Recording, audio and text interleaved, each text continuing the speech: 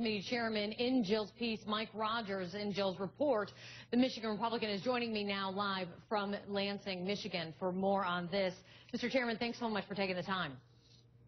Thanks, Kate. Great to hear you. This is such an important issue, specifically on the issue of chemical weapons. I mean, there's been a lot of back and forth over the last week. U.S. officials, they say that their intelligence is telling them at the moment that they do not indicate that chemical weapons have been used recently by the regime. But you continue to disagree. And you said it was abundantly clear in your view that the red line that President Obama has set has been crossed in terms of chemical weapons.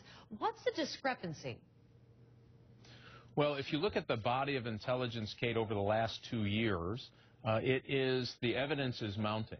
And so when the president said August 20th of last year that if they were going to move chemical weapons or use them, that would change his calculus. And here's the problem that presents itself now, I think, for the president of the United States and our national security moving forward. Syria is deteriorating badly. We have a growing and mounting amount of evidence that says chemical weapons were used at least some point by the Assad regime in some quantity. And so we have 70,000 dead. It's deteriorating. It's now spilling over by the way of refugees into Jordan and Turkey. And now you have al-Qaeda elements, the al-Nusra Front, knocking on the door on the southern area near Israel. This is a catastrophe if we let this deteriorate without some U.S. leadership rallying the opposition and regaining the trust with our Arab League allies. All of that has to happen, and all of it needs to happen soon, because there's a real consequence, Kate. If the chemical weapons fall into the wrong hands or the conventional weapons fall in the wrong hands, you can imagine what trouble across the Levant, the Middle East, southern Europe, across northern Africa. This has huge consequences. It does have huge consequences. And just doing nothing isn't going to work. Doing nothing. Go ahead, I'm sorry. No, of course. Doing nothing may not work, but it is important. I want to clarify on this point, this red line, the use of chemical weapons. The president has said that that is his red line if they do use chemical weapons. You've said that you think it's abundantly clear that they've already crossed the red line. So are you suggesting that the White House is lying on this issue or is dragging its feet for some reason? No, I mean, I would never say that the White House is lying. Intelligence is never as clear as we would all like it to be. Right. But you can't look at the most recent incident or about every week the opposition has been claiming that there's use of chemical weapons. So there's lots of instances you need to mitigate and say, I just don't think that happened.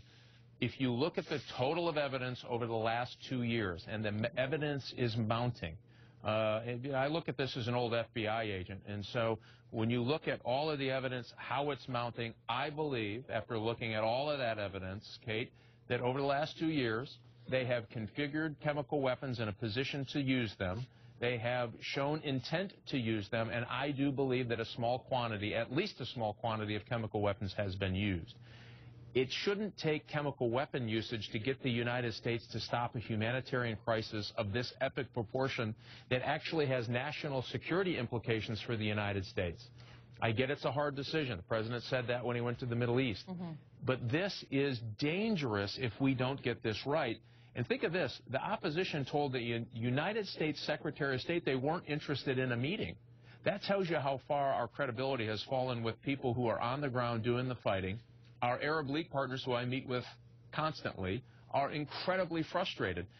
I believe that there's a diplomatic solution, but you can't do that unless you gain the credibility of the opposition, you gain the credibility of our Arab League allies, and then you can move to a position of negotiation. That's the reason they've rejected the prime minister. They're rejecting the political fight, they being the opposition, because it is so confusing to them. They're engaged in the fight on the ground. They don't think anyone's helping them. But it also seems it's confusing on the part of the U.S. and its allies on who they're actually dealing with. I mean, you're talking about the U.S.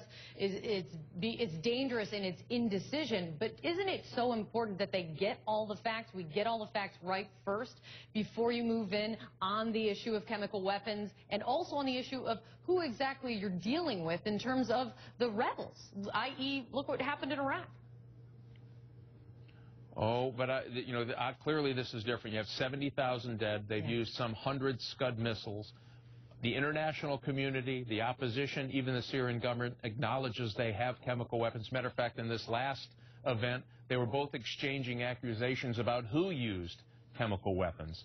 And so this is a very different picture. Now, again, there's a step further in this. That would create a catastrophic humanitarian event that I think would be a stain on our national character if we had the capability to stop it and didn't.